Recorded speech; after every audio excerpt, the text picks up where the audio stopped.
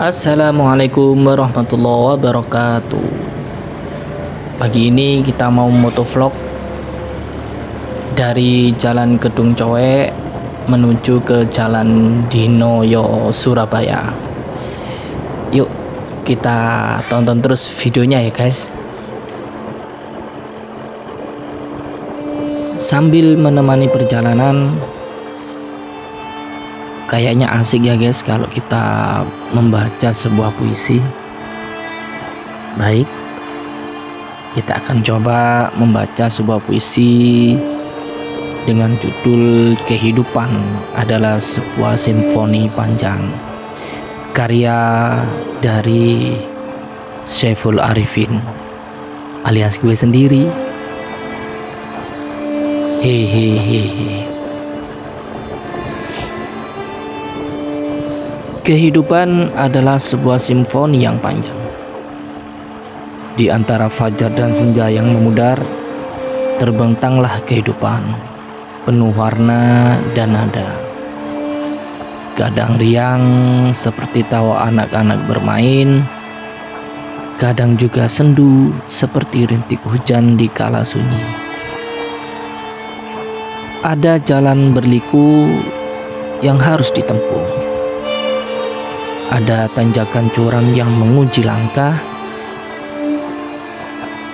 Namun di setiap kesulitan yang menghadang, tersimpan kekuatan yang tak terduga. Jangan biarkan kegagalan meruntuhkan asa. Jadikan ia pelajaran yang berharga. Setiap jatuh adalah kesempatan untuk bangkit. Setiap luka adalah bukti bahwa kita pernah berjuang.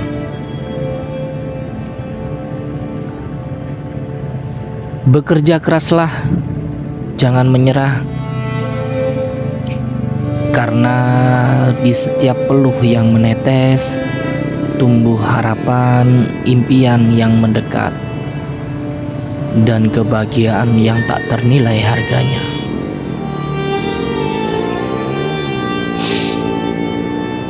Lihatlah mentari yang selalu bersinar, meski malam telah lama menyelimuti. Begitu pula kehidupan, selalu ada harapan selama jantung masih berdetak. Semangat terus membara. Jangan sia-siakan waktu yang ada. Jalani setiap detik dengan cinta dan makna, karena kehidupan adalah anugerah terindah, simfoni panjang yang patut kita syukuri dan nikmati. Oke, semoga puisi ini bisa memberikan semangat dan inspirasi ya guys. Terima kasih.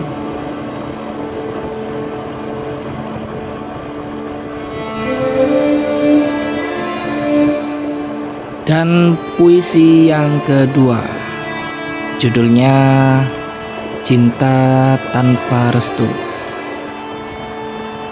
Sangat nyesek ya guys kalau ada dua sejoli yang saling jatuh cinta tapi tanpa restu dari orang tua. Ini sangat menyesakkan. Mungkin puisi ini bisa mewakili perasaan-perasaan kawan-kawan kita ya guys. Oke. Cinta tanpa restu. Di persimpangan hati, cinta kita bersemi. Namun terhalang tembok tinggi, restu tak diberi. Bukan karena takdir, bukan karena salah diri, namun adat dan tradisi jadi penghalang abadi. Kau dan aku bagai rembulan dan mentari, tak mungkin bersatu dalam satu hari. Cinta yang membara kini harus terhenti. Kisah kasih yang indah kini tinggal mimpi.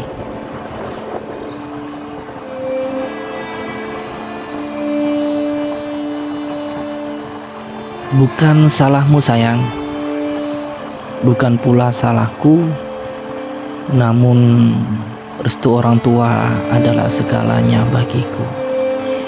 Berat rasanya melepasmu, merelakan cintamu, namun ku tahu ini jalan yang terbaik untukmu.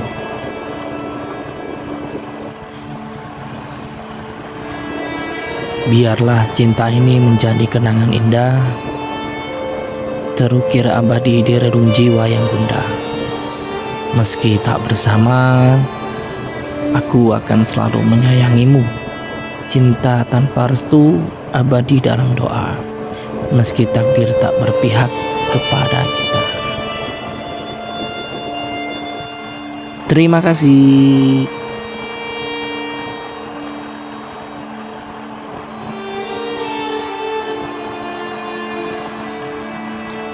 Dan yang terakhir, saya ingin membacakan sebuah cerita sedih untuk menemani perjalanan kita. Oke.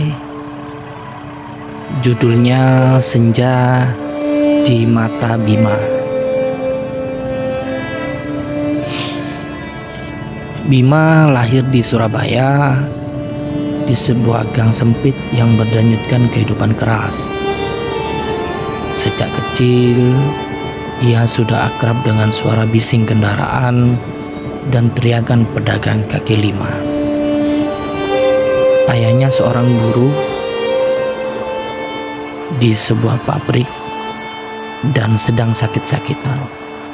Sedangkan ibunya berjualan nasi pecel di depan rumah. Bima sebagai anak sulung merasa bertanggung jawab untuk membantu keluarganya. Selepas sekolah dasar, Bima memutuskan untuk berhenti sekolah dan bekerja. Ia menjadi pengamen jalanan, menyanyikan lagu-lagu sendu dengan suara parau. Setiap rupiah yang ia dapatkan, ia berikan kepada ibunya. Meski lelah, Bima selalu berusaha tersenyum, menyembunyikan perih di hatinya.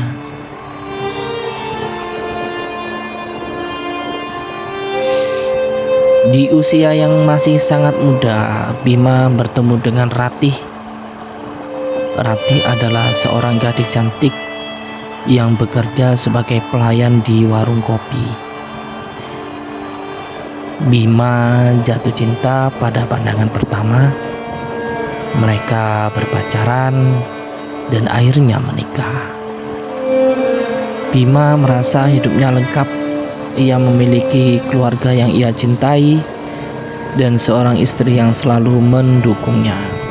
Namun, kebahagiaan itu tidak berlangsung lama. Ayah Bima meninggal dunia karena sakit. Bima merasa terpukul. Ia merasa kehilangan sosok yang selalu menjadi panutan. Tak lama kemudian, ibunya juga sakit. Bima pun harus bekerja lebih keras untuk membiayai pengobatan ibunya. Di tengah kesulitan ekonomi yang semakin menghimpit, Ratih mulai berubah. Ia sering pulang larut malam dan jarang berbicara dengan Bima. Bima pun berusaha untuk sabar dan memahami kesibukan istrinya. Namun suatu hari, Bima menemukan pesan singkat di ponsel Ratih. Pesan itu berisi kata-kata mesra dari seorang pria lain. Dunia Bima runtuh seketika. Ia merasa dikhianati oleh orang yang paling ia cintai. Bima mencoba berbicara dengan Ratih, namun Ratih mengelak dan akhirnya mengakui perselingkuhannya.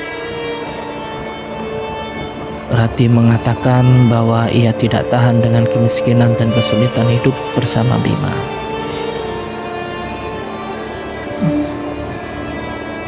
Bima merasa hancur. Ia tidak tahu harus berbuat apa. Ia merasa semua pengorbanannya selama ini sia-sia.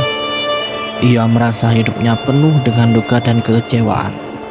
Namun, Di tengah keputusasaannya, Bima teringat akan ibunya yang sedang sakit. Ia tidak boleh menyerah, ia harus tetap kuat demi ibunya. Bima memutuskan untuk meninggalkan Ratih. Ia kembali fokus bekerja dan merawat ibunya. Ia berjualan koran di lampu merah, menjadi tukang parkir, dan melakukan pekerjaan serabutan lainnya. Setiap hari, Bima berjuang untuk bertahan hidup.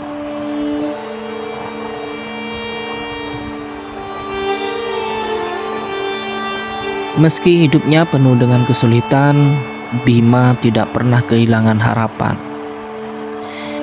Ia percaya bahwa suatu saat nanti ia akan menemukan kebahagiaan. Ia percaya bahwa Tuhan tidak akan pernah meninggalkannya.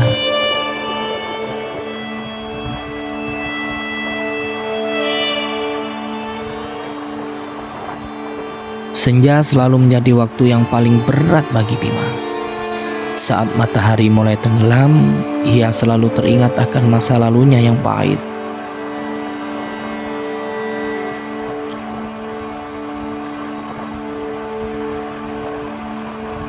Namun, Bima selalu berusaha untuk tegar.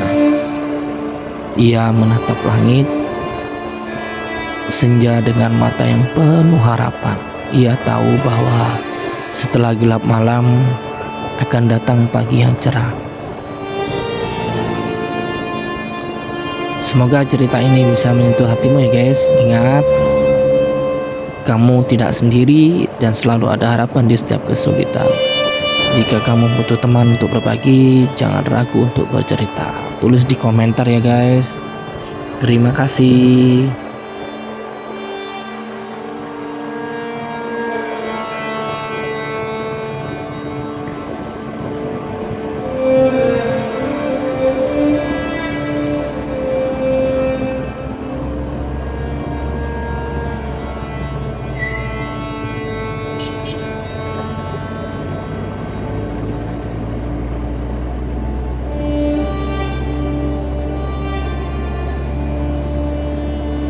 Dan kita sudah mau sampai. Ini adalah Pasar Keputran yang terletak di daerah Surabaya. Ini adalah pasar sayuran terbesar di Surabaya. Di jalan ini jika jam 5 seperti ini sangat macet guys. Jadi penjual-penjual sayur tadi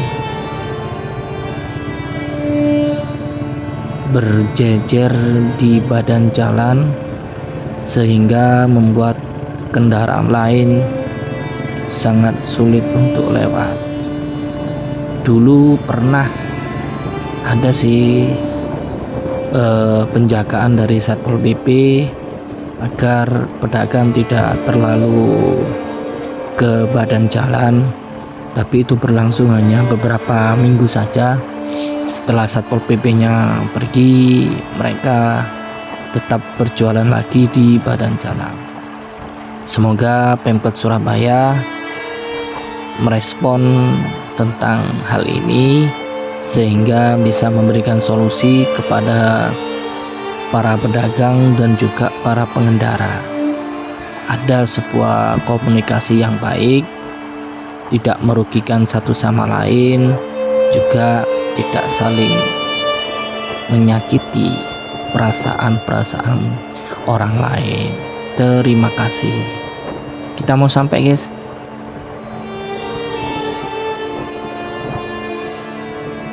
Setelah Pegadaian ini kita belok kanan. Ini adalah tempat kerja saya. Ini ya tepatnya di Jalan Dinoyo. Kita akan absensi dulu guys. Setelah itu kita masuk. Terima kasih ya guys sudah menonton sampai habis video ini. Semoga Allah membalas kebaikan Anda semua karena sudah subscribe, like, dan komen. Tunggu video-video berikutnya ya guys.